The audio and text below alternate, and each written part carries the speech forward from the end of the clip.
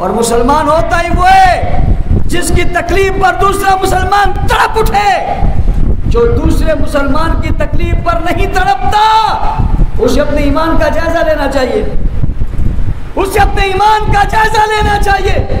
उसे अपने ईमान को टटोलना चाहिए, मोमिन है भी या नहीं। हुजूर ने फरमाया मुसलमान एक जिस्म की मानिंद है।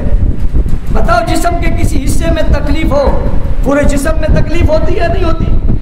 अगर कोई बदीन में है, कोई नवाबशाह में है, कोई शक्कर में है, कोई रोड़ी में है, कोई खैरपुर में है, या कोई नौशकी में है, कल्लात में है, कोयटा में, कोई जाफराबाद में है, कोई नसीराबाद में, कोई दुनिया के किसी कोने में जहां मुसलमान तड़प रहे, अगर मैं नहीं तड़पता और मेरे दिल को तकलीफ नहीं पहुंचती तो मुझे सोच लेना चाहिए कि मेरे ईमान में जरूर कोई कमी है।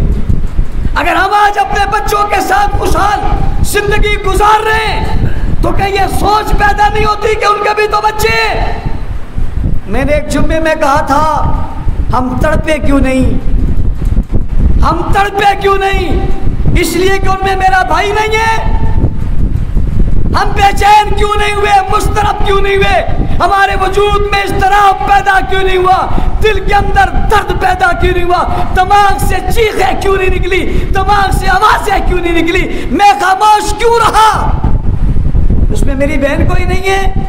ना ना ना ना, वो हर मुसीबत में मेरा भाई है।